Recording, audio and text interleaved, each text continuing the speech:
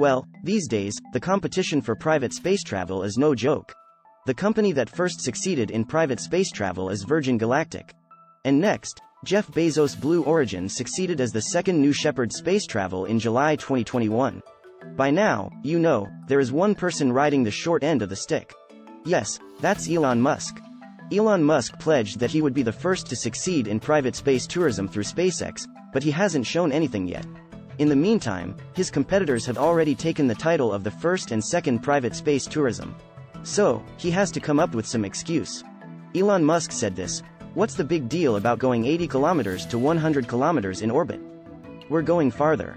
We're going higher. Our spaceship will be much more impressive. That's why it takes longer. So, you guys just wait." When people heard Musk's words, they probably thought it was just his usual boasting, and that it would take much longer.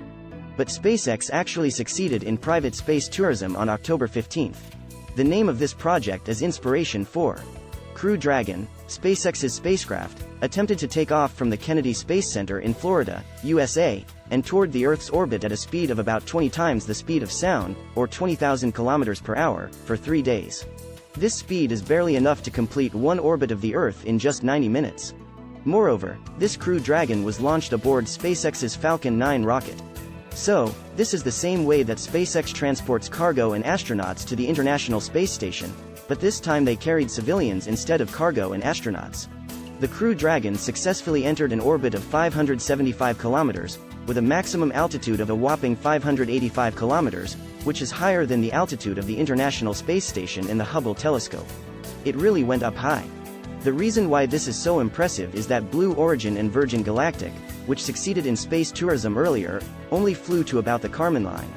That's about 80 to 108 kilometers above the Earth. At this altitude, you can experience weightlessness, see the Earth to some extent, and that's about it. The US Air Force and NASA define space as beyond the Kármán line, which is only a little higher than this altitude. However, people's reactions have been a bit mixed. They say, it's just a high altitude, is it really space travel? There are many opinions like that. But SpaceX was different from the start, as Elon Musk said. This flight to Earth orbit is the third after Gemini 10 and 11 in 1966, and it's considered a high-altitude flight.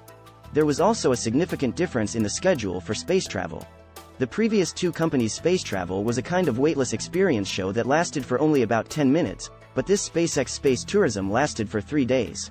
For the past 3 days, we've been orbiting the Earth at a speed of 20,735.9 kilometers per hour, circling around once every 90 minutes. So we're not only flying higher and longer than the other two companies, but we're also doing a much more space-like space trip. People's reactions are like, this is the kind of space travel that is expected to be late, and even if it's late, it's better to go properly. So there's a general feeling of giving credit to Jeff Bezos and Elon Musk. Now, let's take a brief look at this Crew Dragon capsule. Originally, after opening the capsule lid, we had to dock it at the space station, but since this spacecraft is for tourism purposes, we don't need to dock it at the space station. So they removed the docking device and installed a dome glass window instead. Then they made it possible to see 360-degree views of space around the spacecraft. And there's even a separate bathroom inside the spacecraft, which is necessary for a 3-day trip. What's different about this SpaceX private space travel is the passengers. The previous Blue Origin and Virgin Galactic flights were all flown by professional astronauts. However, the SpaceX space travel only took civilians, with no professional astronauts on board. It's really amazing, but they didn't just go straight up. They received about 6 months of spaceflight training.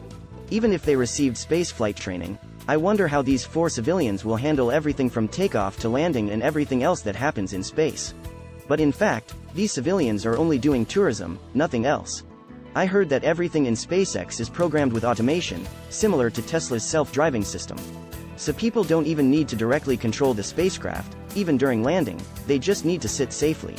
Hey, I can't even trust self-driving cars on the road, but they're telling us to trust self-driving in space? In response to such doubts, the US Aerospace Agency has verified its stability. The US Aerospace Agency calculated the failure probability of the Inspiration 4 mission, and it turned out to be only about 0.4%. That's quite an impressive number. Oh, but Elon Musk didn't ride on it.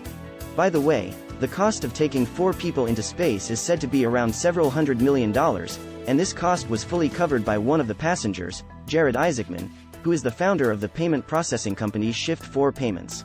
I heard that Jared Isaacman just covered all the cost because he has a lot of money. And they will measure and record biological data such as the passenger's sleep, heart rate, oxygen saturation, and conduct blood tests, balance, perception, and other tests to record and study the effects of space travel on the human body.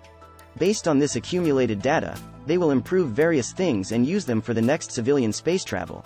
With the participation of Virgin Galactic, Blue Origin, and SpaceX in the private space travel business, competition has become very fierce. One of the most important factors in this business is the price. As private space travel is still too expensive, it is not easy for people like us to embark on a space journey.